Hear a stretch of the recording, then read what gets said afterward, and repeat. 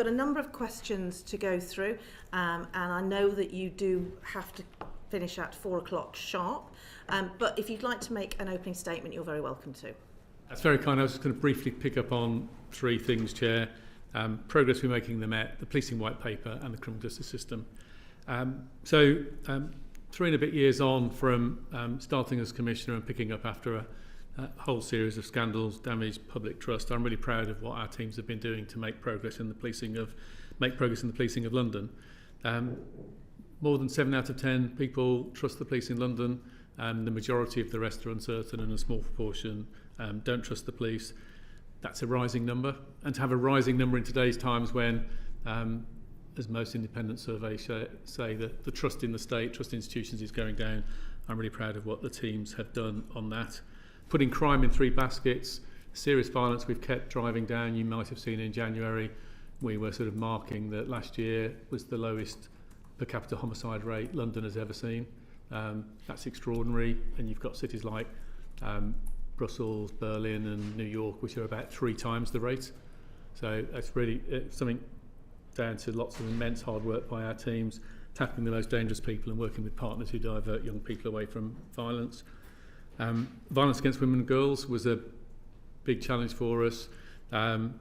We've strengthened our work in that area with training and resources and better leadership, and all of our outcome rates, the cases solved, have doubled or tripled, and the gap there was in women's confidence to men's confidence in the Met has been closed as a consequence of that, and we can see more reports coming forward, which is good.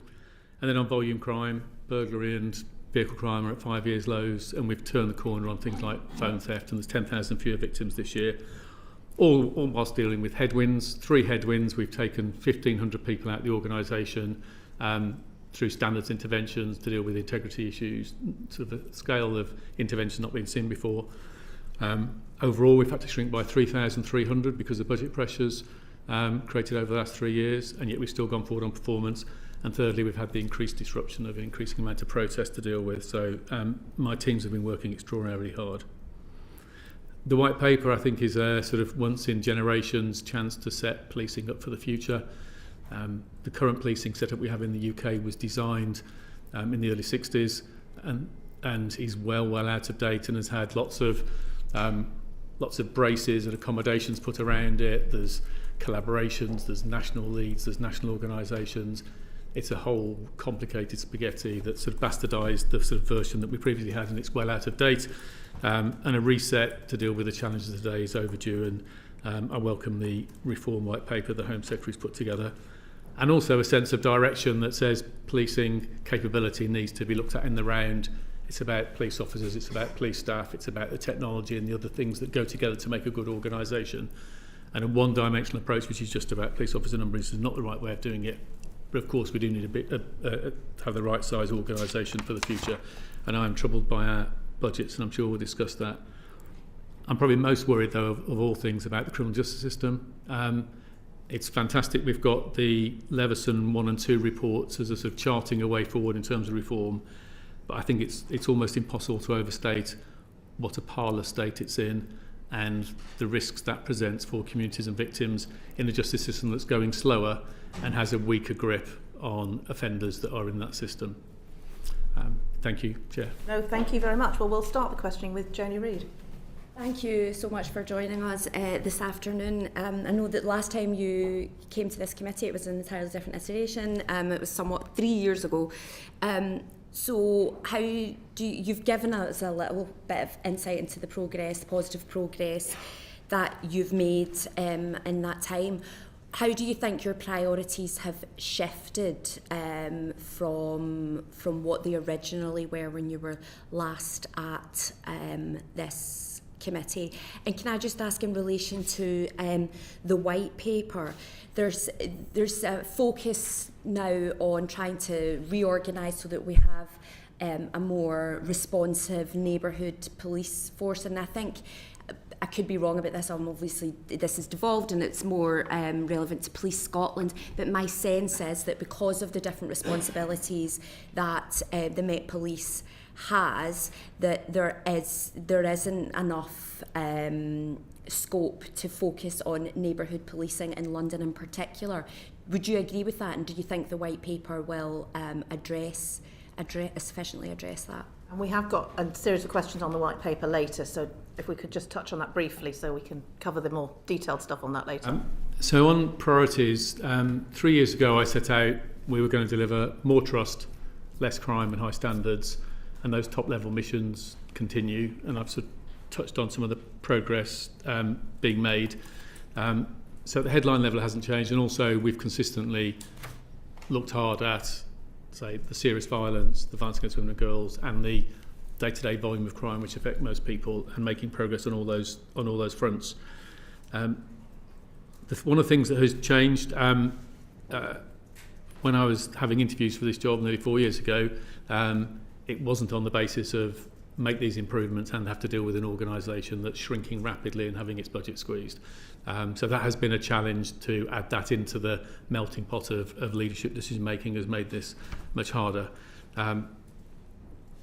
Technology was always on my mind as an issue for reform, and when I was out of policing I did some work with some technology companies. That's now gone further and further up the priority list, because there is no way we're going to meet the challenges of policing modern criminality and dealing with a shrinking organisation unless we can accelerate the way we can deploy modern technologies to speed up our processes and set the front line up with the best tools to be as productive and effective as possible. On the white paper issue, I think, just picking up the hints to be very brief on this point, having a deliberately organised structure with fewer organisations across the country can help neighbourhood policing, because when you've got this complex set of 43 forces and lots of collaborations, you burn lots of capacity making that architecture work. If we organise ourselves well, we can put a bigger proportion of resources into neighbourhoods.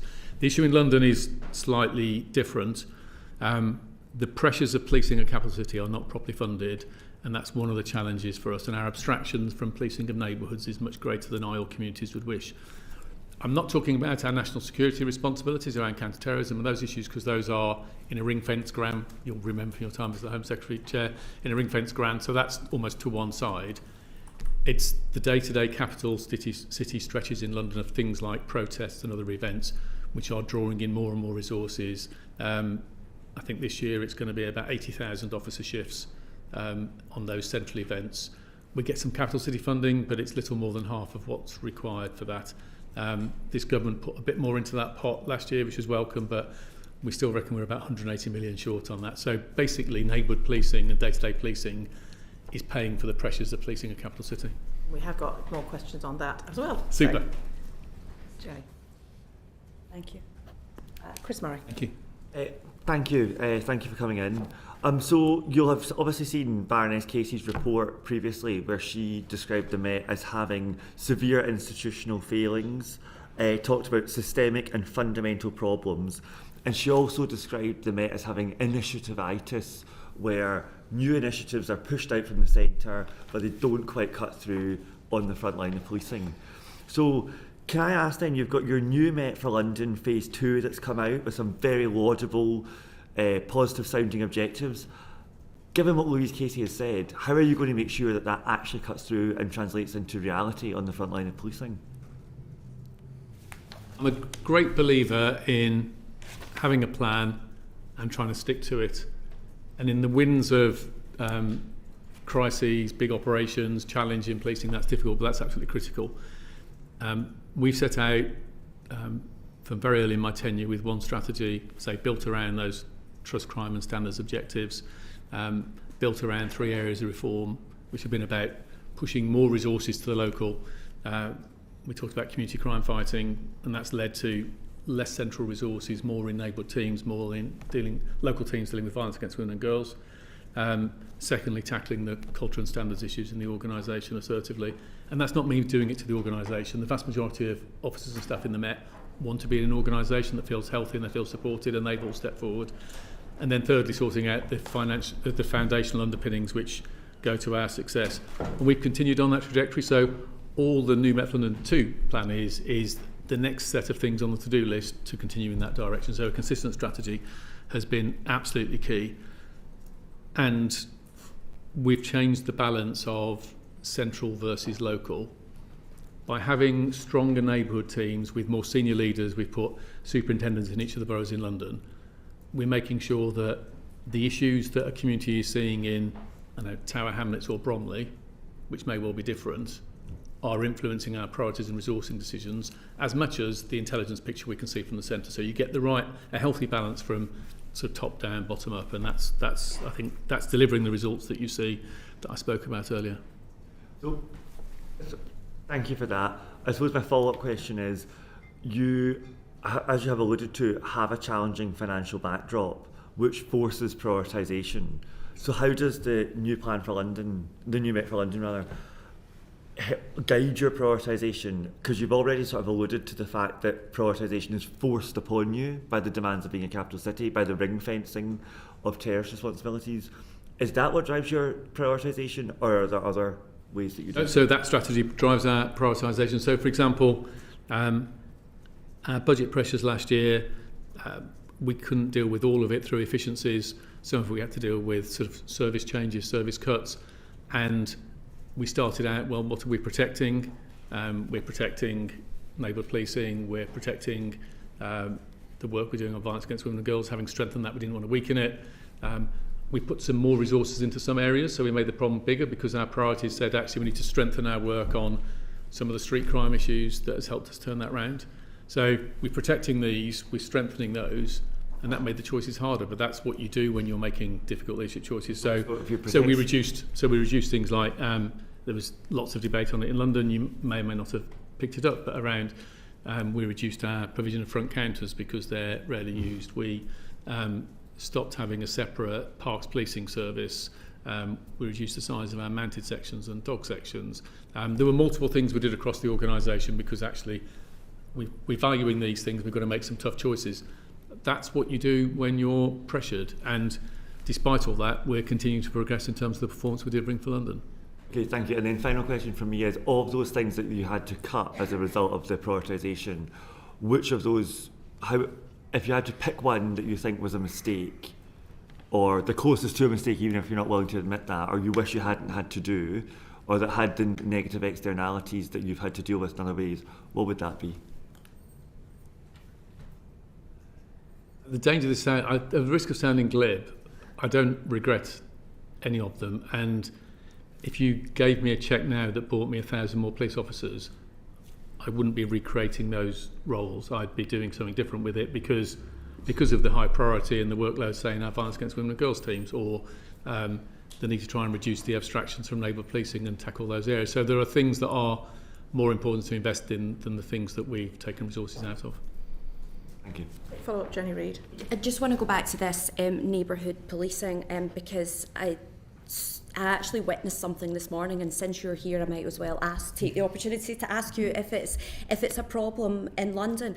So I witnessed a man shoplifting, and we were not talking about one or two goods, but he cleared the whole shelves, put them into his bag, into a trolley, and walked out the shop, and the staff I said, you're not going to call 999? No, we don't bother anymore. She said, that's the second time that's happened today. And they brought me down another aisle, and I looked at, it was the most expensive hair products that they had in the shops, and all of the shelves had been cleared. So that was twice in one day, and they said that they've stopped reporting it because there's no point. So I phoned myself and reported the crime. They were so unfazed by this. I was really quite taken aback. Does that surprise you? Do you think there is... We've talked a lot about an epidemic of shoplifting happening across the country, but do you recognise that as an issue? How would you respond to that? I recognise a very variable response from shops to shoplifting in their premises. We encourage them all to report it. And the good stores have got really good security regimes and report it and help us out in ways that I'll come to in a moment. Some stores don't. Our work this year on that, we're close to doubling the number of shoplifting cases we're prosecuting. We're using things like criminal behaviour orders to control the most dangerous offenders. We're working with a group of major stores that are working with a technology company which is using intelligence type software to pull together all the reports and across the video, the CCTV videos, identify series, so we could say, well, that person's done those 20 thefts, and go after that person, and they get a bigger sentence, and that controls it. So we've got some really not happening. So we've got some really good. So we've got some really good examples. So we're determined to bear down on this. So we're nearly doubling the amount of cases we're prosecuting. We've been tackling some of the organised crime behind it, such as how this we've seen goods being stolen from mainstream supermarkets being resold in corner shops, and an industry there, and we've closed down lots of corner shops as a consequence. But I have challenged some parts of the retail sector to do better. Some of them don't report anything. If we go there, they don't give us the CCTV of the crime. They won't give us any statements. They don't allow their staff to have time to do statements, and they don't pay their staff to go to court to give evidence, and that's for me unacceptable. Meanwhile, some of the fantastic national chains like Boots would be one example, are really they're really serious about it normally. So that's really out of character for them. Across the country, they report it, and they're very good normally. Thank you. Margaret Malone. Yeah, following on from what my colleague said, I represent an outer London borough, and the shoplifting is prolific in my seat. I'm very pleased that the BCU, Borough Commander, has really stepped up and done a lot of work. Yeah. But I asked the Home Secretary this, and I think we run out of time, but I was just wondering, because neighbourhood policing means everything to the people that I represent. But I think if the police are constantly abstracted out of the areas, it's a huge problem. And I just wonder what you see the way forward. I mean, what my colleague just said, the shops are cleared regularly all round my seat. So the local BCU are responding to that. So I think the AI will be great. So I was called to, I was on my way into Westminster yesterday, and I was called into a local coffee shop at a station, and his door was kicked in. The police turned up. They looked at the CCTV, but that, because they didn't know who that was. But if you use AI going forward and you're doing the CBOs and you're very proactive, but, when we cut to it, it's all, I personally feel, having a named neighbourhood, a name that you can reach out to in the area, it's not going to be any good if you're abstracted into London on a very regular basis. And I just wonder what you think the solution is. So thank you for that. So firstly, a case like the one you talk about, we're already using facial recognition software. So the public debate tends to be about live facial recognition use in public, and we may talk about that later, I don't know. But reactive use, so last time I checked, the CCTV we get of offenders, such as a case like that, we're able to identify pretty much straight away about 40% of the offenders because they're already in our systems, because we've come across them before. So that's really powerful, which is why we need the retailers and others to produce the CCTV and give it to us to be able to do that. And neighbourhood policing abstractions are bigger than I would want. I don't dispute that. I touched on that earlier. We are not funded to dealing with the growing pressures of policing in the capital city. As I say, probably the best part of 80,000 days of policing protests over the last year. I've got some numbers here. I think it's about 500. We've had to manage them, 500 protests managed centrally. Sometimes we have thousands of officers on these. That we don't have an extra box to open for that, and that's coming from across the Met. We've worked hard to reduce the impact on neighbourhoods over the last couple of years. We're taking a bigger proportion of those resources now from other parts of the organisation, but most of our police resources are in local policing, serving communities, and so it's inevitably tips that way. If the 180 million gap for policing capital city was closed, we could massively bring down that abstraction rate. It's fantastic that despite those distractions, we're arresting 1,000 people more a month at the moment in London, and a lot of that work has been done by those neighbourhood teams. They're doing fantastic work there. I'm frustrated, you're frustrated, they're there 3 or 4 days a week rather than 5 days a week, but they are doing fantastic work and they're really making a difference. Thank you. Thank you. Paul Kohler. Thank you. Before I ask the question I was going to ask, I want to go back to neighbourhood policing. In Merton, we've lost both our front counters in Wimbledon Police Station and Mitcham Police Station. Why do you think that front counters, police stations aren't important to neighbourhood policing? So let's talk about sort of separate out police stations, police bases, and the actual front counter. In terms of front counters, they are rarely used in much of London. And the arrangements that we've gone to in London are similar, in some cases more generous than what you'll see in forces around the country who've gone here over the last 10 years. The sort of closures of front counters we've done are counters that maybe have 2 people in a day come in to report a crime or something like that. They're very, very, very low usage, and that's a very expensive way of dealing with that. And actually, if you speak to communities, and picking up the point made last, what people want most is the patrol in their area, and I'd rather be cutting the front counters that almost nobody uses than the patrol on the streets. In terms of buildings and presence, clearly it's important to have officers distributed across London. It's also important to have neighbourhood policing teams close to their patch. In an ideal world, you want them to be able to walk out their base and be on their patch with maybe a 20-minute walk. Of the sort of best part of 700 wards in London, there's over 100 we can't do that in, which I'm disappointed in.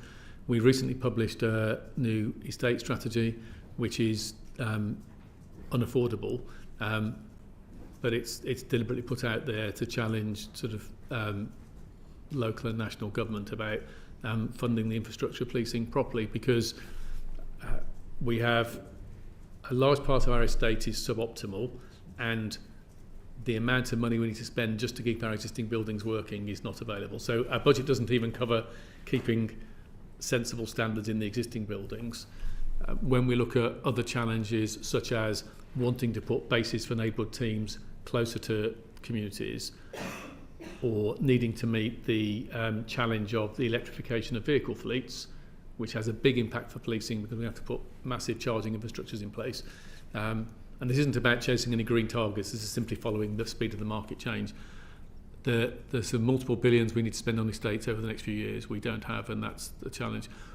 One way to try and make some progress on that, despite the budgets, is if partners can help us with at low rates sharing other buildings in communities that might help us with the neighbourhood team part of that. I'm looking to do it. So I'm trying to stretch ourselves as far as we can do on that.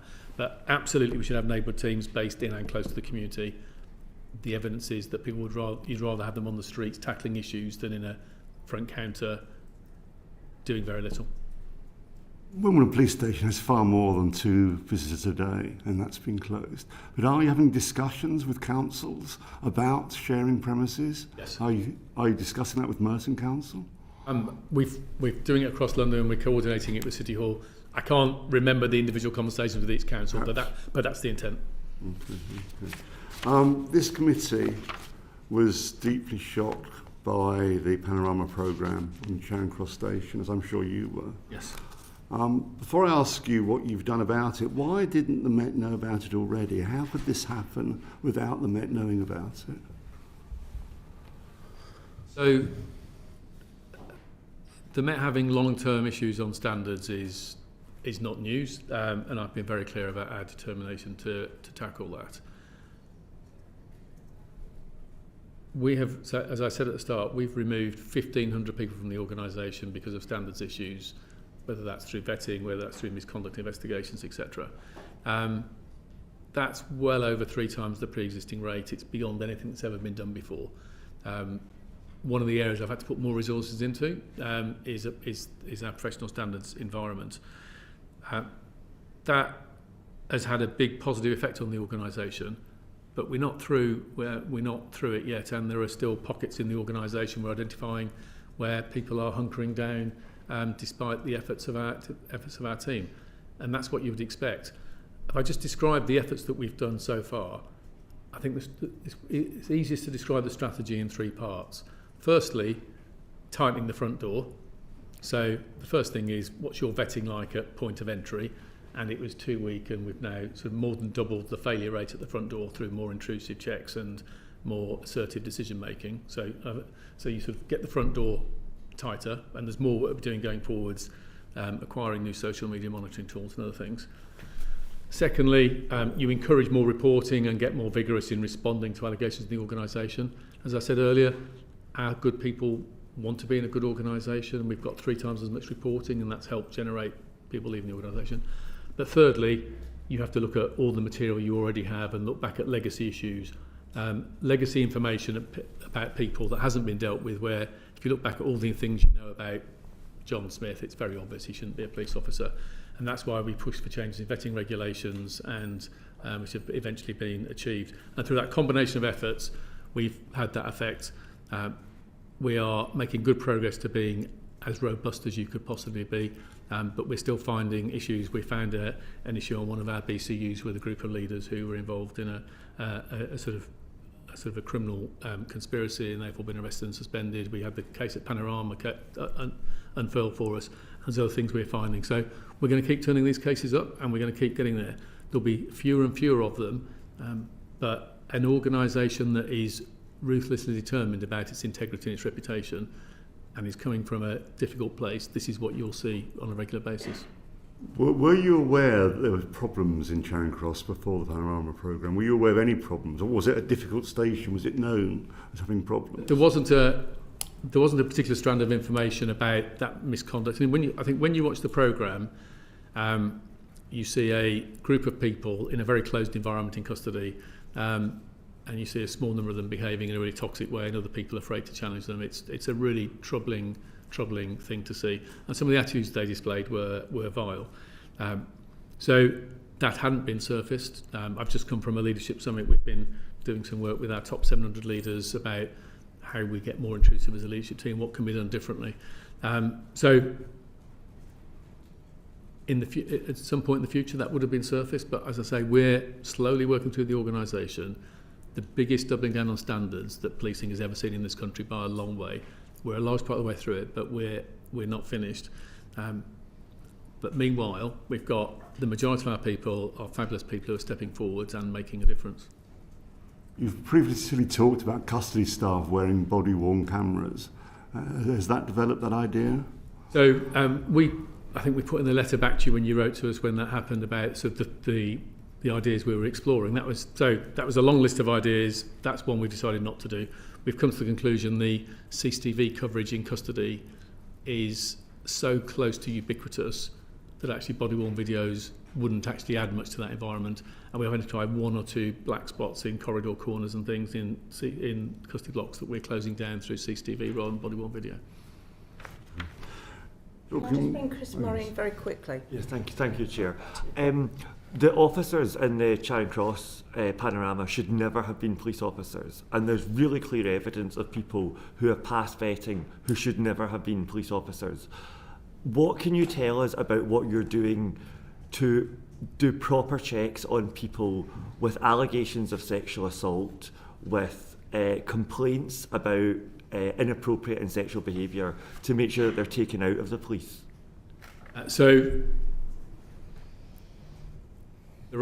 You can see cases that have come to the surface and people that we've been removing from the Met in recent years where there was a warning sign when they came into the organisation and they were given the benefit of the doubt. You can see cases of that, and those were poor decisions. Sometimes people under pressure for recruitment numbers, and they shouldn't have been put under that pressure. Those are poor decisions that were made. As I say, one of the things we now track that wasn't routinely tracked before is the sort of vetting failure rate at the point of entry, and that's now bouncing around, I think, about 10 or 11%. It was a lot lower previously. So we're tracking that. The sort of things that we're doing differently, we've put a much clearer set of instructions in terms of guidance to our decision makers on vetting that is clearer and more assertive. We're doing a whole range we're doing more detailed checks when people come into the organisation, and we're investing constantly in sort of new tools. So as I say, this year we're rolling out new social media tools that will help get a more penetrating view of someone's social media history. But vetting isn't just about that initial moment, it's also ongoing. So we're now routinely washing officers' details against Police National Computer or other intelligence databases. So if something new comes up that's elsewhere in the land of data, in the Met or elsewhere, making sure we're spotting that very, very early on. So women in London can have confidence in you that you're checking the allegations of sexual assault on police officers before they phone 999? that is taking place across all police. So at the point of entry and all the way through, we are building a system that's as robust and determined as it possibly can be. That's why you've got, say, 1,500 people have left the organisation. Another example of that on the sort of the misogyny and sexual assaults in so many of these cases that have led to officers leaving the organisation are appalling and disgraceful and embarrassing for the service. One of the things I did at sort of day one, we sort of did what we called Operation Onyx. So earlier on I spoke about strategy, which was tighten the front door, going forward, get better at responding to allegations, encourage more, but look backwards at the data. One of the look backwards was every sexually related allegation that had been made in the organisation for a decade, ranging from an allegation of inappropriate comment all the way through to sexual assaults and sort of horrific allegations. Clearly there were things that hadn't been proven because these people were still in the organisation. Of those 1,600 that look back, nearly 400 of them now left the organisation as a consequence of that. So that shows a more assertive approach. That's one example. Cola. The effects this has on usable manpower. In November 2022, you said 500 officers were suspended or on restricted duties due to allegations of misconduct. Another 3,000 were not deployable because of health, physical or mental health issues. That's what 3,500 people there, officers were then not deployable. What are the figures now? I'd have to come back to you on those, but sort of Is it improving or the getting suspended and restricted, I'm pretty sure are lower, but I'd have to come back on those. We mustn't, the resource implications mustn't be the reason for not suspending somebody. Clearly, that would be those are the sort of mistakes that have been made in the past where that's the road to hell really, to start to let that influence those decisions. But those numbers are coming down. I'm pretty sure. In terms of people with health issues and adjusted duties, over the last 18 months we've been working through a process of making sure we have several thousand jobs in police officer jobs in the Met where people with restrictions can make 100% contribution. Not every job requires you to be charging around on the streets confronting dangerous people. So we're doing a better job of aligning people's restrictions to those skills. And we're also asking more of our occupational health experts, and we are discovering that a minority of individuals have been playing the system and should be fully fit and back out at work, and that's happening as well. And the majority are being found the right roles for them. So we're dealing with that, so it's having a minimal impact on operational policing. Thank you. I was hoping you'd reassure me more, because this is a real issue. It was a real issue in 4 years ago, 3.5 years ago when you were asked. I was hoping you'd tell me, yes, we're getting rid of people quickly, not many are on restricted duties, waiting that process.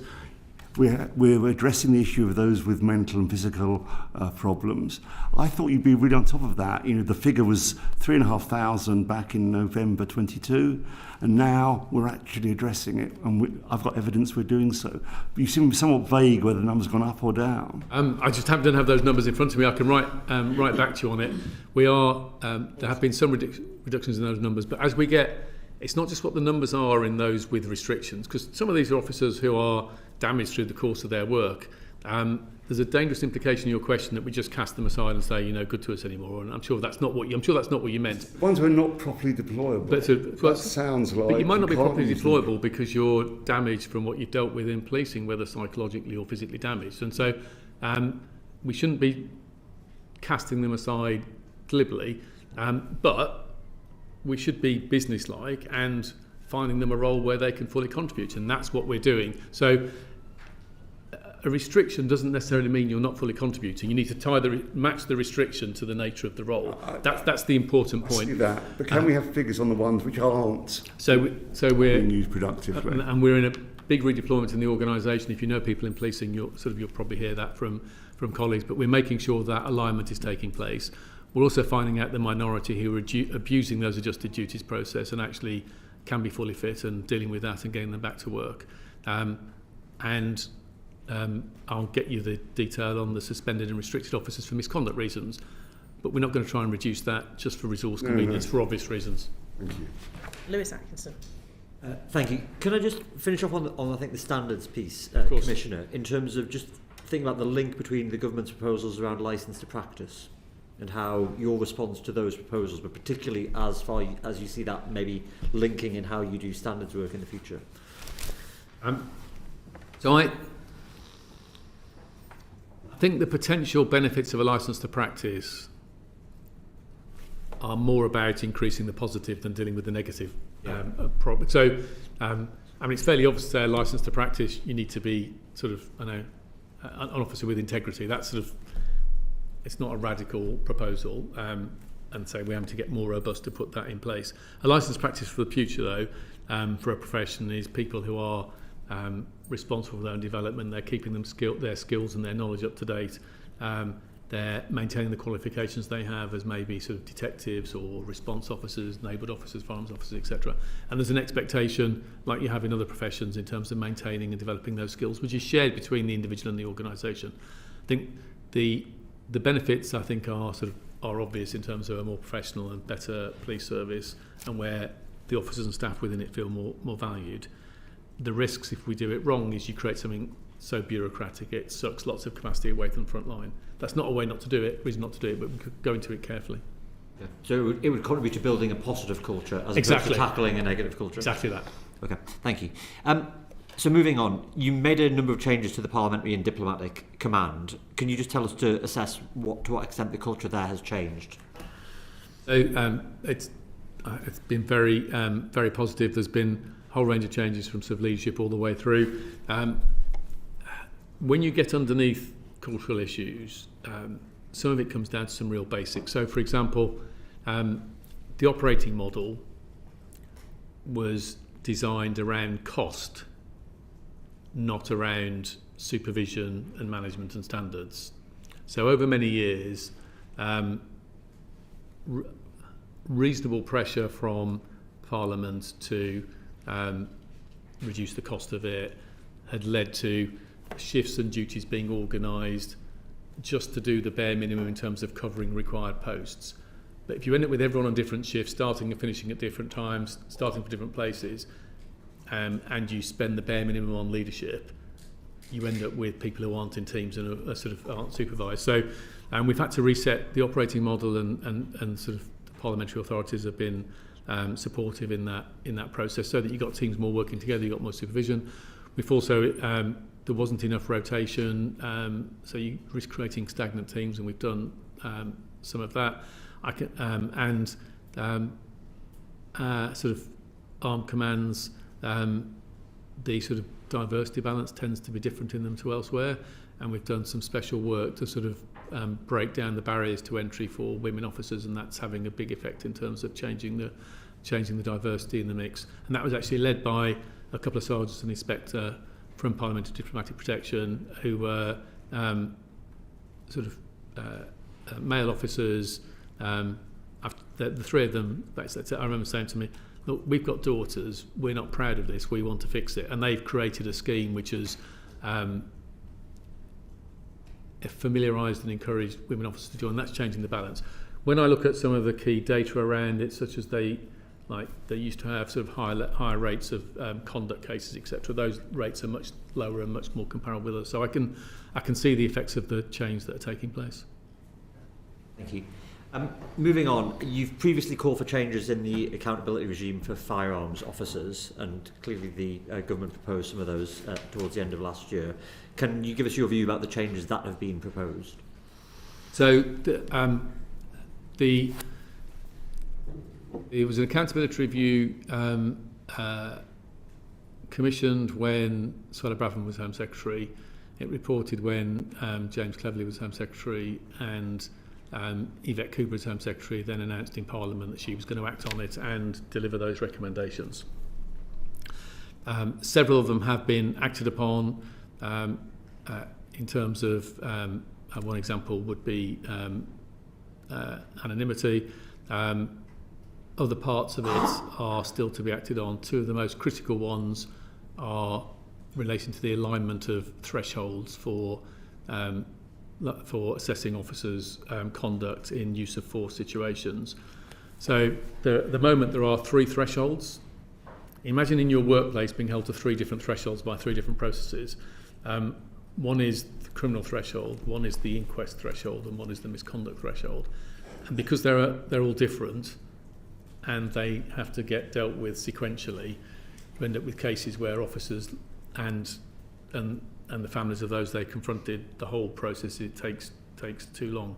We had an officer who was finally out of that process, found with nothing wanting, with a misconduct hearing that took place last autumn, about 9 years and 10 months after he shot somebody dead. And having met him, the effect of that on him and his family is just awful. And he went to work to do his job to protect the public of London and had to make a really difficult split-second decision. That intent from government is good and welcome. The regulatory change on conduct regulations, because it's regulatory rather than primary legislation, can be done quite speedily, and the Home Office have started work on that, and I hope that's going to be done in a very small number of months. The change to get coronial thresholds realigned to criminal thresholds, which they used to be till about 5 years ago, to get that re-established is a primary legislation change which the Ministry of Justice is leading on, and I hope that appears in a bill quite soon, because until those things are aligned, officers are still, I think, being put in unreasonable jeopardy. Thanks. And in terms of firearm officer recruitment and retention, do you feel like, due to the regulatory environment, but perhaps other considerations as well, is the Met now in a position to be able to attract and retain the firearms officers that it needs to keep London safe? Yeah, it was very fragile. It's not perfect, but it's a lot less fragile than it was, and the recruiting is going in the right direction. And I think they have seen that, they've recognised that government and Parliament are looking to fix these issues, and that is appreciated, because we do put them in an extraordinary position, don't we? To be asked to do that as part of your daily work and make a decision that is literally life and death, and you know and you expect, and it's only proper that should be really seriously scrutinised. But we ought to be able to find a way where that's done within 10 months maybe, rather than 10 years. That's the challenge. And they are so professional and careful. We are deploying 4,000 firearms deployments a year in London. We're arresting 1,600 people on those operations. We're seizing about 1,000 weapons, and we're firing shots once or twice a year. That shows the degree of care and professionalism. And it's those officers who are a big part of driving down lethal barrel discharges in London, which is by taking the offenders and the weapons off the streets, which is part of us having the lowest homicide rate ever. We put them in those situations to make those decisions. They deserve a scrutiny process which is speedy and has one hurdle in it, not one that goes on this Byzantine multi-year journey. Thank you. El Ribiera-Addy. Thank you, Chair. Thank you, Commissioner. Do you accept the conclusions of Dr. Shireen Daniels' report on racism in the Met? She described the Met as having discrimination baked into its institutional design. So we will take challenge from all sorts of different perspectives, and I'm grateful for Dr. Daniels' report. We're committed to a police service that is inclusive and anti-discrimination, and Dr. Daniels has given us a perspective on that which is helpful and insightful. One of the things that's most powerful to me from it is that it resonated particularly with some of our black officers and staff and their perspective within the organisation. That's a useful reflection. As we look at the next stage of our plans on culture, and particularly being an inclusive anti-racist organisation, we're taking account of her recommendations. The thing that these areas get more and more contentious, don't they, in the middle of more and more polarised debate and culture wars. I think there are 3 reasons that policing has to remain committed to inclusion and anti-racism.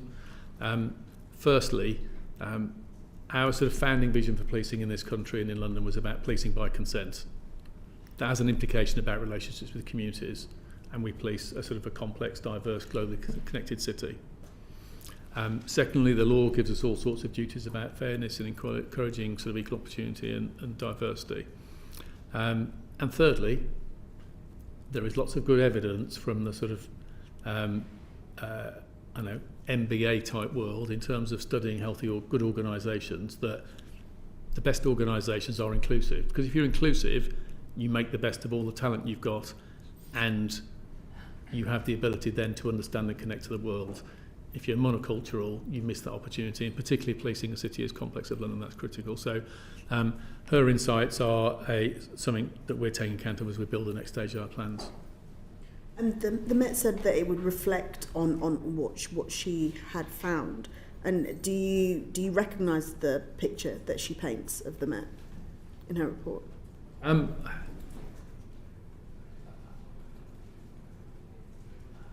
It's not everyone has the same perspective, do they? But I'm not going to sort of criticise it. I'm a sort of white 60-year-old bloke. I've got sort of young black colleagues who have a different perspective and experience in the organisation. And if Shireen is playing some of that back, I've got to listen to that. So I think it's a valuable insight. Sort of, we're not all going to see the world the same way, but I think hearing other people's insights is part of being an effective organisation, and taking account of that in our plans going forward is important. So, following on from that, what actions have you taken personally to address the issues that she raised in the report? So, as she says in her report, she said if you rush into an action plan on the back of this, you're missing the point. So we haven't done that. We are, as I've said sort of earlier, we talked a lot about standards. There's an awful lot of work we're doing on standards and culture more generally. Over the last 3 years, we've done a lot of work around sort of training around culture and diversity. We've looked at particular issues that go to the operational effect about how we conduct stop and search, a vital and effective tool, but needs to be done with respect and courtesy, as well as for good, effective operational reasons. We've looked at issues like victim-blaming language. We've looked at leadership skills. As I said earlier, I've just come from a leadership summit where we're talking about what the top 700 leaders in the organisation can do on culture. So we have a momentum in terms of improving the organisation, which is what's borne out in our performance figures and the increasing trust of London. I think it's interesting in those trust figures that trust in the Met has risen. The trust of those communities with the lowest trust in the Met, the LGBT plus community and the black community, has risen fastest. So that gap is closing. It's not closed, but I'm pleased it's going in the right direction. Yeah. It's not the first report over many years to have found similar findings, and we've just touched on the Casey review earlier, and that specifically found institutional racism, misogyny and homophobia. After it was published, you promised a 2-year follow-up to assess any progress, and that was due in March 2025, but it hasn't really materialised. So could you tell us why that is, and if there are any plans to do that? So, sorry, but you've obviously missed the announcement. So Dr. Gillian Fairfield is doing the follow-up review on behalf of the Mayor and myself, and she started about 6 weeks ago, and in fact I was with her this morning. Okay, so it's another review? So no, it's not. It's So you were saying, why haven't you done the review, and then you're criticising it for being another review. That seems slightly odd. No, you were saying that you would a 2-year follow-up and an assessment, I suppose, showing us where you had moved forward. I think the worry amongst some communities that it is just going to be another assessment as opposed to an action plan. So I'm responsible for the actions and the action plans in the organisation. Gillian Fairfield, that piece of work, it's not another review in the same way as the first, the Casey one. Louise Casey said in her recommendations that 2 years in, okay, so we're doing it 2.5 years later, we decided that was a better timing, but two years in, it would make sense to have a checkpoint. She was quite clear that all the issues that we're dealing with wouldn't have been resolved in that period of time, but there should be a checkpoint on progress made and to give opinions on what is the highest priorities going forward. So obviously we have a plan going forward in terms of what we've decided is most important and how we see ourselves making more progress, and I've talked about how we're making progress on trust and confidence already. I imagine Gillian Fairfield will find that we've made progress. She'll probably like some of our plans going forward, and she'll probably have ideas on things we could do differently. That's going to be welcome. Okay. And do you accept that the Metropolitan Police has gone through a period of being institutionally racist, sexist and homophobic? So I think we've had this debate previously. It's not the language I choose to use. I've been really clear that there are systemic issues which go to the culture and the organisation, the failings, and we've touched on some of those earlier on, and we're tackling those systemic issues. This isn't just about a few individuals, it's about how an organisation behaves, how it's organised and how effective it is at serving London. I'm proud of the progress we're making on dealing with those. We wouldn't be reducing violence, we wouldn't be increasing the cases we're solving on violence against women and girls, we wouldn't be reducing street crime, we wouldn't be increasing trust, we wouldn't have some of the highest levels of confidence of the city force in this country in terms of local policing. We wouldn't be increasing faster the confidence, the trust of those groups that have lowest policing in London if we weren't making progress. But this is not something that you do in a couple of years, this is a long-term journey, but I'm proud of the progress our teams are making.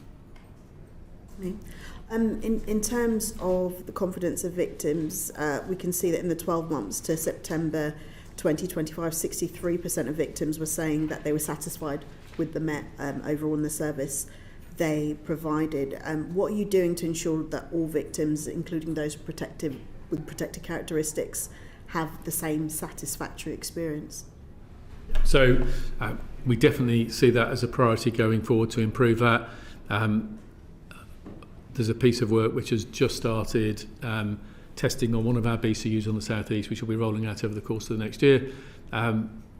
We have at the moment too complex a process from a crime initially being reported through the different handoffs to different people all the way through to an investigator, and that takes too long and can too often leave victims disappointed with that experience. So we've got a new approach we're taking which will accelerate that. So victims get much clearer understanding of where their case is going much sooner in that process. It started a week ago. I had an update on it on Monday, but the first week, it's only a week, but the first week it looks like something that's going to work and make a difference on that. Okay. So you talked about things going up slightly in certain communities, but that points to the fact that levels of trust were found to be markedly lower in those from black and mixed ethnic backgrounds and people from LGBT plus communities. And they cited over-criminalisation, under-protection, institutional racism, sexism and homophobia again, as well as other prejudices as being the reasons why they have low trust in the police. And I want to understand, especially since you don't recognise the institutional failings, what work is being done to understand why those levels of trust are low and address them directly. So, firstly, I think the picture is more nuanced and complex than the question suggests. So, when you look at London's diversity and different levels of trust in the police and different levels of confidence in the policing of your area, the pattern is quite varied. So, for example, Asian communities have higher levels of trust and confidence in the police than the average. London's white communities have higher levels of trust but low levels of confidence than average. Black communities have low levels of trust but actually higher levels of confidence than average in the effectiveness of policing of their area. So I think just focusing on one dimension pretends this is a binary issue, and it's much more complex than that in the sort of given, which is perhaps not surprising given the nature of London's communities and the history, and some of that history is nothing to do with the police. Some of that history is down to policing and some of the things we've got wrong in the past and sometimes still do today. When we look, I'm confused. You said it's got nothing to do with the police, but it's got to do with what you've got wrong in the past. I didn't say that. I said some of those differences will be around environmental factors, community factors that are nothing to do with the police. Some of them will be about things the police have got wrong in the past or today. So I'm just saying there's a mix of factors behind it. That's the only point I'm making. So in terms of so that requires specific solutions to specific parts of this. So in terms of trust with black communities, one example of the work we've done would be the significance of stop and search in that relationship is enormous over the years. You can go back to the 1980s. Here we have something which is a very, very effective operational tool, which reduces crime, but if done badly, can damage trust and confidence. And so we spent a lot of time working with people from the community, looking at what would a stop and search charter look like, what are the commitments the community want from us beyond our legal obligations that will make a difference. And that's published, and that's featuring in our training for how we operate with stop and search. That's one example of the sort of changes we're making. There are other examples in terms of community scrutiny groups where there are panels in boroughs who can look over stop and search and body-worn video of taser incidents and scrutinise and challenge policing on our tactics. So there's multiple strands of work we're doing to drive those improvements. But as I say, the fact that the trust of black communities is growing fastest is a positive. I'm very conscious of time. We've got quite a few other topics to cover. Right. Paul Kohler wants to come in with a quick follow-up. Thank you. Very quickly on the issue of victim satisfaction, what role do you think restorative justice has to play in victim satisfaction, and what role should the police have in facilitating that process? So I think out-of-court disposals, of which that would be one part of it, have potentially a big role for the future.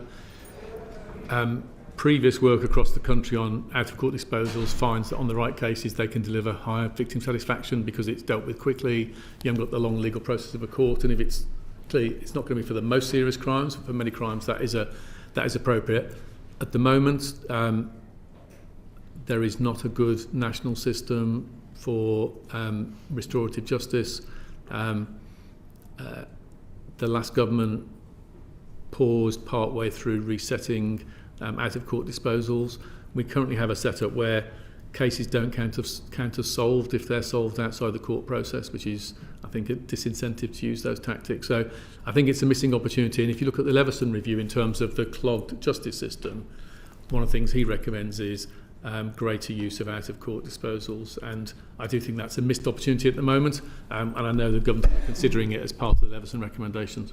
Very quickly, because I haven't got long, but whenever I talk to police officers about restorative justice, they always talk about out-of-court disposals as if they're synonyms.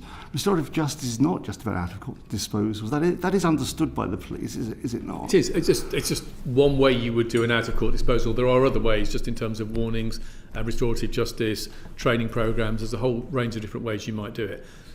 One of the issues there is who is going to manage these processes. Is it probation? Is it policing? Is it third sector? How's that going to be funded? But it's not... I see restorative justice as a subset of out-of-court disposals. That's all I'm saying. I'm going to move on to... We've already touched on neighbourhood policing, but Margaret Mullane has some specific questions. 46% of Londoners feel the Met do a good job. So how successful do you think you've been to tackle the neighbourhood crime? And I'm thinking of focusing on shoplifting, shops, car thefts, tool thefts. How do you think that you've done? So I say we're making progress. There's definitely more to do.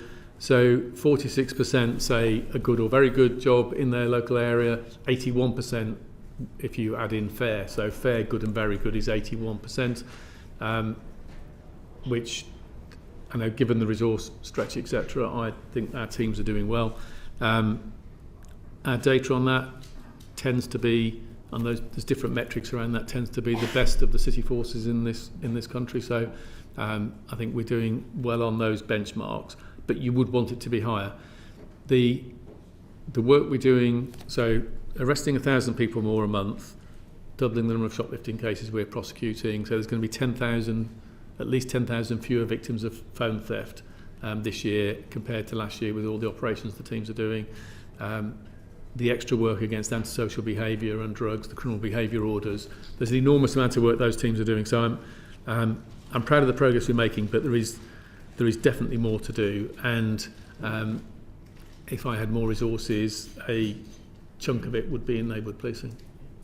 So what do you think that you could do to sort of increase people's confidence in the Met? Because a lot of people in my seat that I speak to that have been victims of crime don't bother to report that. So the kind of percentages and what we're all kind of quoting here today, that might not be a true reflection on the amount of crime, because if it is the kind of, you've had your car stolen, okay, right, here's your number, here's your crime reference, ring your insurance. So do you think then, on that basis, that perhaps locally you shouldn't be dealing with it, it should go to a national level because it's sometimes serious crime? So I think the underreport, I think you can overstate the underreporting if that's not a confusing phrase. I think we are drawing the reporting through for most types of crime. Things like shoplifting will never be fully reported, but I think things like burglary, because of insurance reasons, are reported. And when I look at the impact we're having on crime, I also look at other people's data. So in terms of violence, there are fewer people turning up at casualties injured through violence, for example.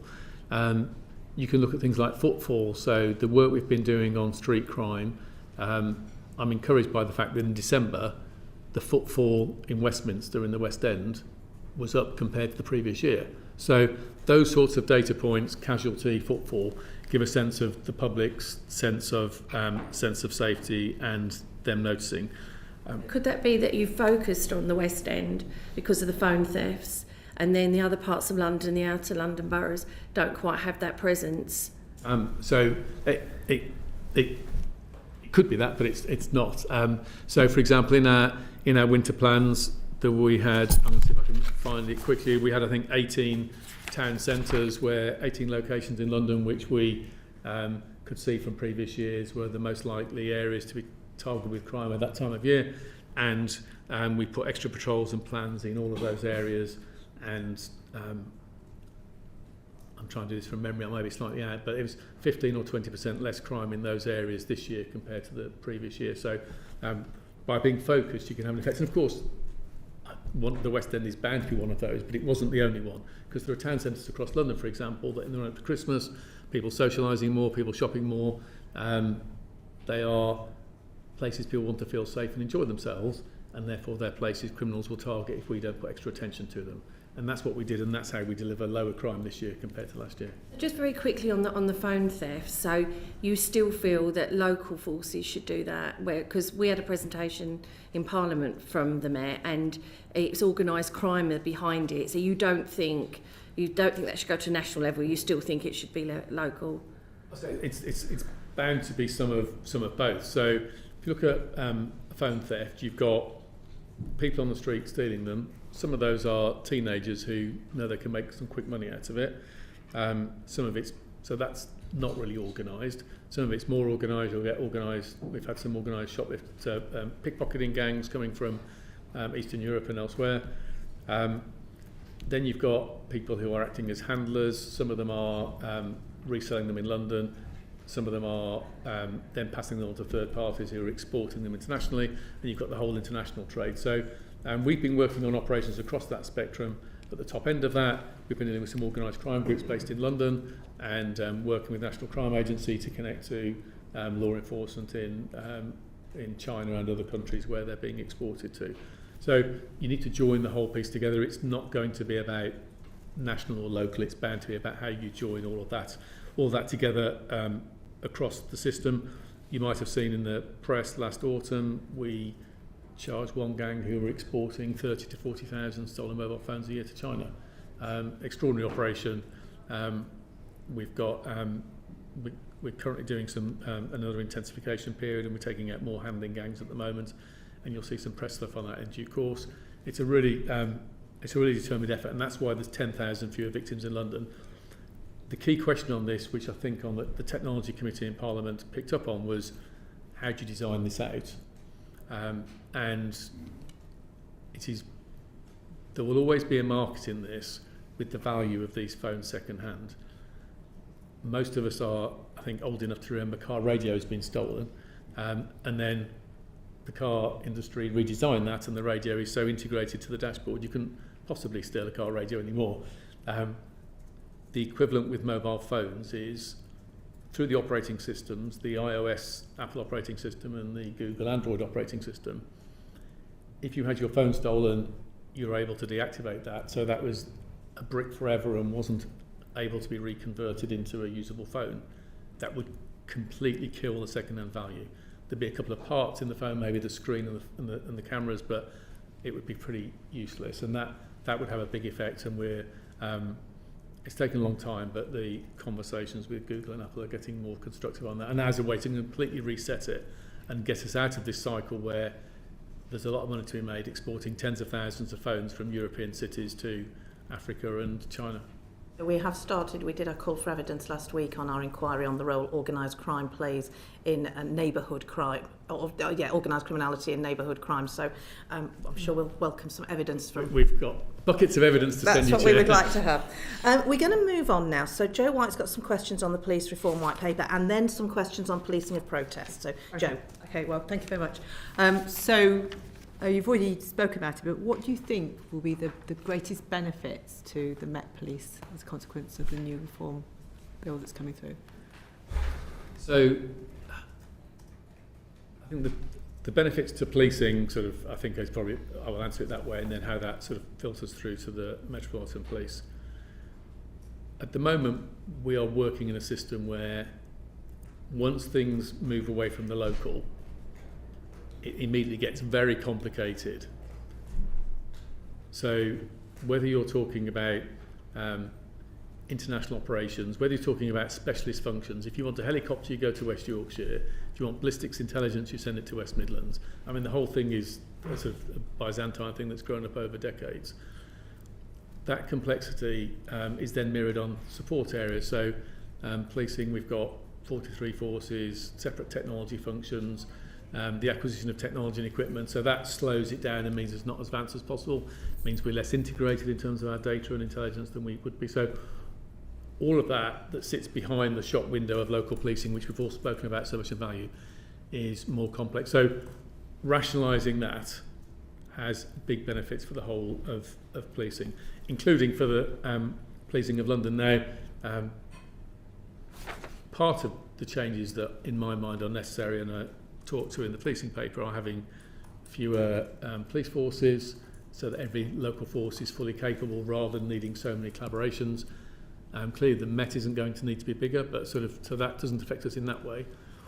But then having one national body rather than multiple national functions will help, and we have some national functions including counter-terrorism, so in due course, once we've established a secure national body, then there's potential for that and the National Crime Agency to go into those bodies. These are things you can't do quickly overnight. If you rush this in 18 months, you're taking very busy, complex national functions and treating them badly. But over a small number of years, form a national body, bring these functions together, it would be much better for policing. And it sort of picks up the previous point really in terms of local and national. If you've got a sensible number of local police forces and one national body, with the right balance of power between them, so then I think we can achieve a lot more than we are at the moment, where resources are tied up in this complex, knotty system that we've built over several decades. Okay, and what do you think the disbenefits will be of the police reform bill? I don't think there are disbenefits. I think there are risks if we do it wrong, though. I think if you did it badly, you could automatically create a system that pulls all the resources to the centre and nationally. If you did it badly, you could lose the support of all the good people in police organisations across the country if they can't see a path for themselves in the future in terms of their terms and conditions. If we do it badly, we won't enable ourselves to take advantage of the technology revolution on the journey. So there's things we need to take account of. But I think every challenge in policing points in this direction. I think one of the things we're going to think about on the way is performance and keeping a grip of day-to-day performance, but also I think we need in a police service which is squeezed for resources, a clearer agreement nationally on what the most important areas of police performance are will be helpful. So you talked about how the Met is focused on tackling organised and serious organised criminal activity. What do you think the impacts will be if that's a national body overseeing that? At the moment we have a national body doing organised crime work, the National Crime Agency. I I don't see the intent in this that no organised crime work gets done in the local forces. You need some of the organised crime capability close to communities. So the work we've been doing, we've just been talking about around the mobile phone theft and how organised crime it seems organised crime is driving some of that in London. You're better off doing that close to local policing. Conversely, some of the organised crime work that's linked to the gangs exporting internationally and requires working with Chinese or other governments, you want a national body that's going to help do that. So you need that capability at both levels, but heavily interoperable and working closely together. And I think that's entirely achievable. At the moment, we have effectively 3 tiers. In some forces across the country still have their own organised crime capability, some don't. Then you have regional level collaborations because some forces aren't big enough to hold it. Then you have national functions. So it gets very confusing. This is a more sustainable approach that we're talking about. And so the implementation of the reforms, how do you think they will impact on policing as they come through the system? So I think we shouldn't be under any illusion it's a big, complex change to do something like this. Creating new organisations, restructuring, this will require a tremendous determination and shared leadership from the Home Office and from police leaders working together to bring this to effect. It's not going to be straightforward, but the opposite is we just say, well, we stuck with the system we've got and we stay there because it's what we've got, regardless of the fact it's less and less fitted for today's world. And you will examine things here and probably have done around cybercrime, fraud, international organised crime, specialist capabilities, policing needs, and none of these can be done well 43 times, and we're in this muddled setup with 43 local forces, I say, multiple national bodies. It's not the way to meet those challenges for today. And so what are your views on the timescales that have been given for implementation? I'm cited on some of the timescales the Home Office are discussing. I'm not sure they've been published, so I'm not sure that's for me to announce them. But I think getting on quickly with the first stages of a national body, that phasing it, building its skills over several years is the right approach there. But we need to do the changes to local policing in parallel with that because they all need to fit together. So you told our predecessor committee that the responsibility for counter-terror coordination should stay within the Met. What's changed your view? Yeah, I said that about a decade ago. So I said that's about. You've dug through your archives very effectively there. It was a slightly simpler world in terms of how terrorism was operating. B, it was in the context of discussions of simplistic changes to policing rather than a proper root and branch reform, which is what we're talking about now.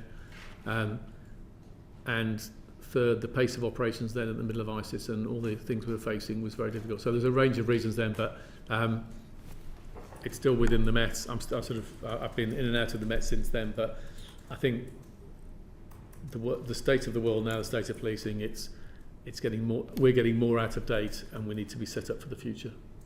So you have some experience of the proposed reorganisation because you've reorganised yourself from 32 boroughs into 12 larger basic command units. What learnings could you advise other police forces on the work they've had to do to achieve this? So it was the right change to make. It wasn't executed as well as it needs to be, and it's taken some follow-up interventions to get the system working.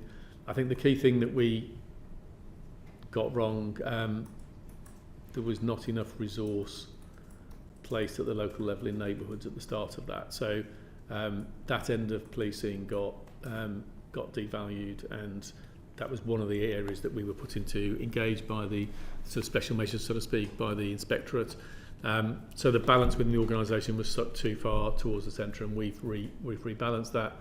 So trying to run local policing 32 times in London, it was definitely the right decision to move away from that. Some of those units were too small to meet all the challenges of today.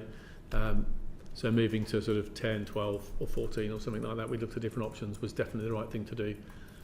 Some of the implementation, in hindsight, you did it differently, but we've caught up with that and sort of the performance figures I spoke about earlier, and say things like having the lowest homicide rate in London, having less injury violence in London than other cities, shows that it's working.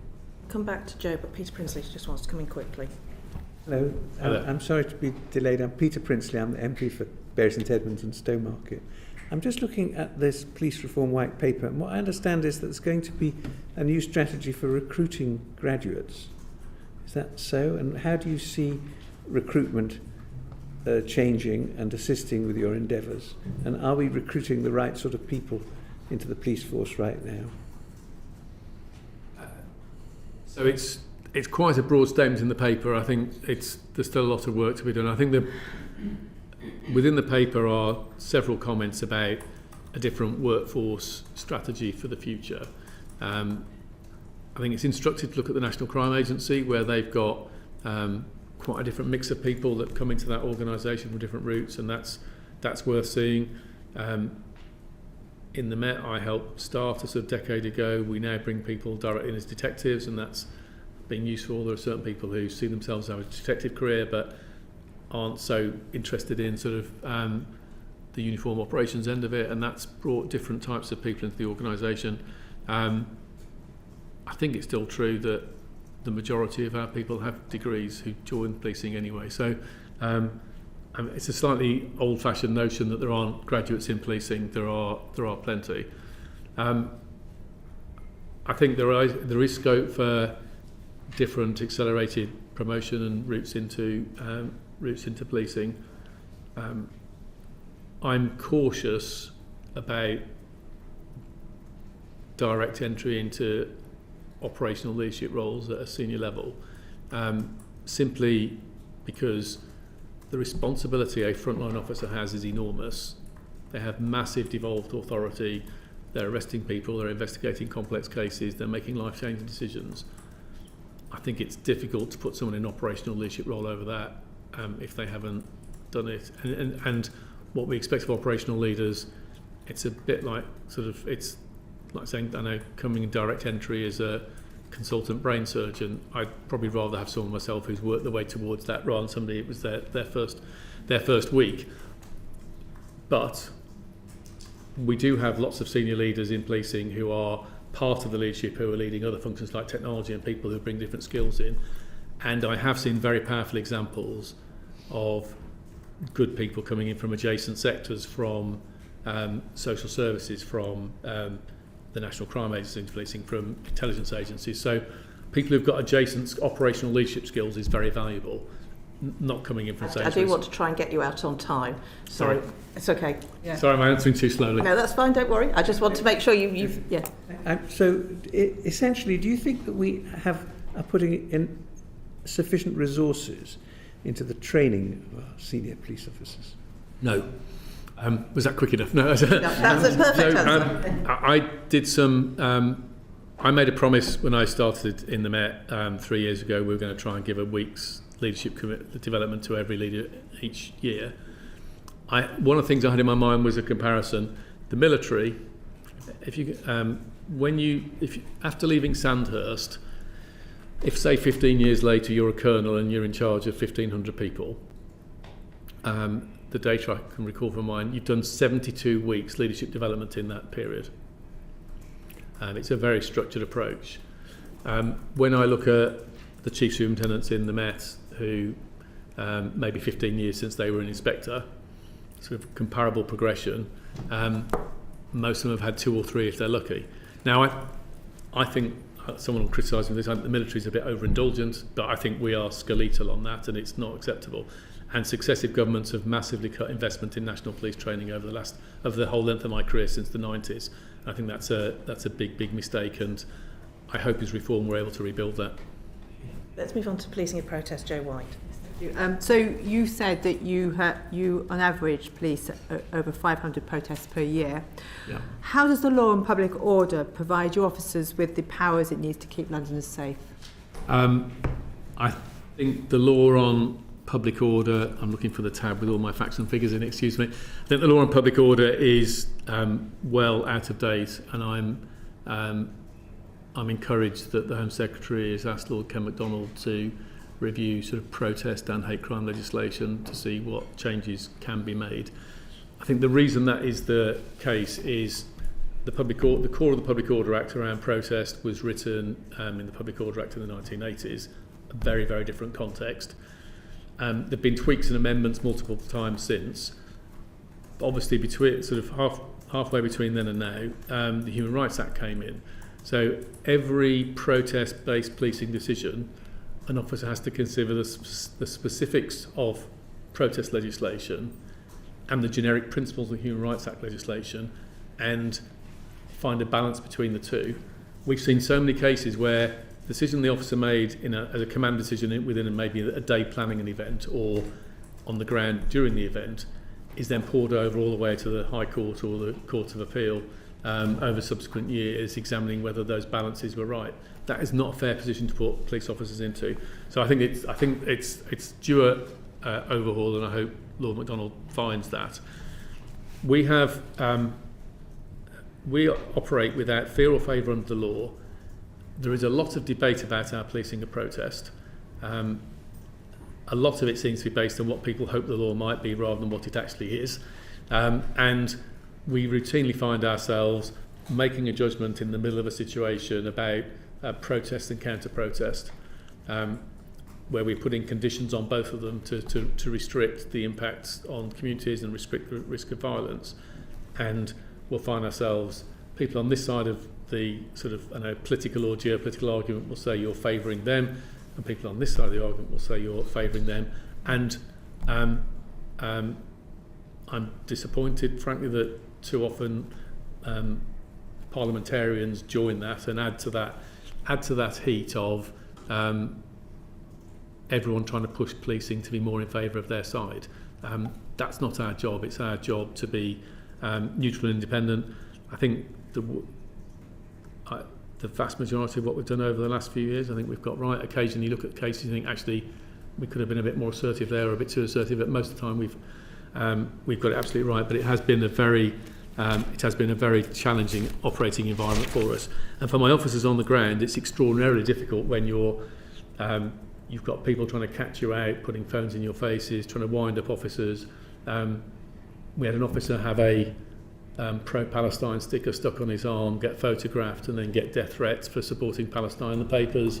We've had horrific things happen as people have been trying to use policing as a football, and that's been very difficult. But we will keep operating under the law as it is today without fear or favour. So we recently met with the Greater Manchester Police, and they talked about the new phenomena of auditors in protests. And is this something that you are having to deal with in London, and is it requiring a new policing method?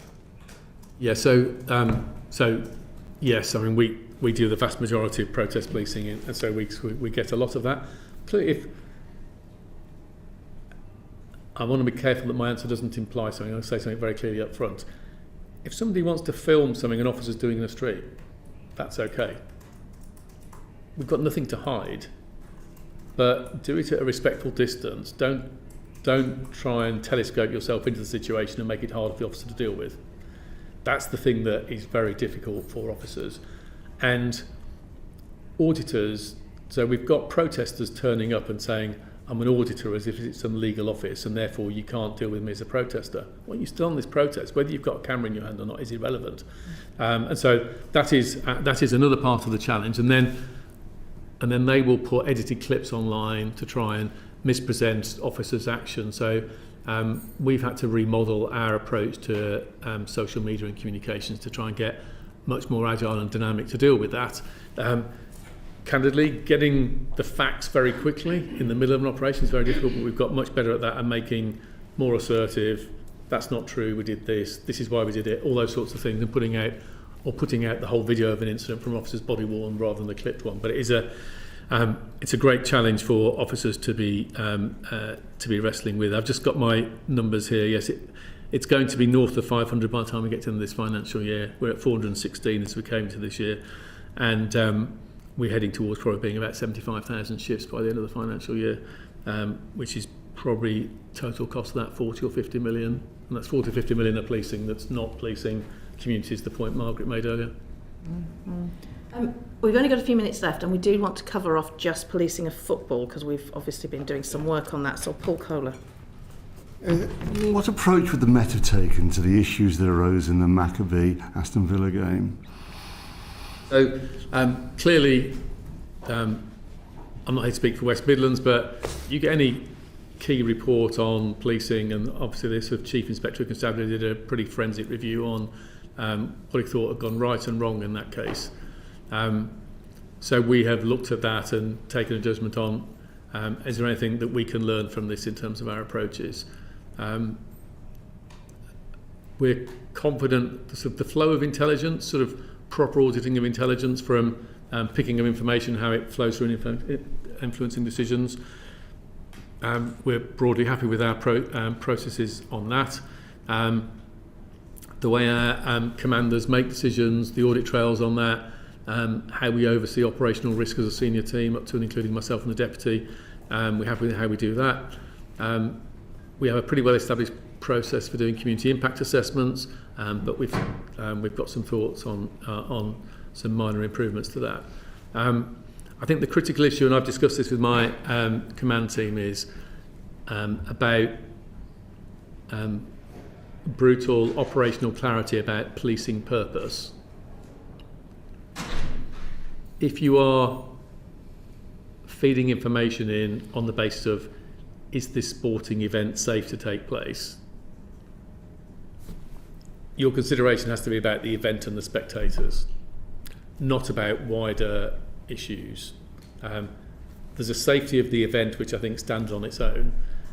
There's a separate issue, of course, which is then the policing of that. If there are some people who object to the event taking place, then enabling it to do so might require some quite sizable policing. But separating those two things out, I think, is really important. There is something that my team have been working on, and one of my team leads nationally on some of the policing of major events. I think SAGs are overdue some reform. They don't really have a statutory basis. They're pretty variable across the country. I think some of them in some parts of the country end up being chaired by local politicians. I'm not sure that's a proper sort of operational meets policy separation. Some of this may be sortable by better guidance. I know that one of the national centres is working on that. But I do wonder whether they might need a legal basis at some point in the future. How does the Met interact with SAGs? So we, like other police force, in the sense of we're a part of SAGs, we're not generally chairing them, and we're feeding in our assessment based on the sort of intelligence about crime disorder. There'll be other considerations for a SAG, but we will feed in what we know and what our considerations are about crime disorder for that. I know that major concert, that sporting event, whatever else that would be. There is a difference I would make, picking up the point about protest. I think legally is important to separate out. On protest, we do take account of the community's view in a different way, because Parliament said we could put conditions on protest if it was going to have serious disruption to the life of the community. So you said to us, take account of the impact of protest on community. So in terms of us putting conditions on protest, we're not just looking at the protest itself, we're thinking about its impact on others. I think for a sporting event, if that is a lawful thing to happen, which, as long as it's safe, we should do everything we can do to enable that to do so. Lastly, what is the Met saying to officers about the use of AI? So we're using AI like every other organisation. We subscribe to the sort of national guidance on it in terms of ethical use of it. Clearly, the most critical thing in this is about the human in the loop and the quality assurance of what's going through and the processes you've got. So I sort of one simple example of high-end tech, our use of facial recognition, live facial recognition in the streets. Facial recognition doesn't decide somebody's going to get arrested. Facial recognition says, I've got a high degree of confidence that that person who's walking past the van is that person who's been wanted for 3 years for rape. The officer stops that person, checks out whether that looks right to them, checks out potentially with a fingerprint in the street, and then makes the arrest decision. and in the sort of, we do an annual report to put all the data out there. 1,000, just shy of 1,000 arrests over the year reported up to September last year. About a third of them for violence against women and girls offences, people wanted for those. 3 million people walked past the vans in that period of time. 0.0003% error rate. That's 10 people. It said, I think that one's wanted, when it was a mismatch. 4 of those weren't even stopped because it was obvious to the officer that it wasn't right. 6 were spoken to briefly and on the way. If you compare that to human error, that's far, far, far lower. It's far less intrusive than police normal operations. And whilst there's clever technology saying, we think you should speak to this person. Sorry, Peter, I didn't mean to point at you that way. We think you should speak to this I'm always getting ready. We think we should speak to this person. The officer is making the decision. I think that's the critical point. Thank you very much. There's still obviously many things we could ask you, but I am very aware that you do have to go. So thank you again for coming. We will not leave it so long for you to get you back. Thank you. Particularly keen to hear about all the work you've been doing in the initiatives and to see how they're developing. But once again, thank you for your time. Order.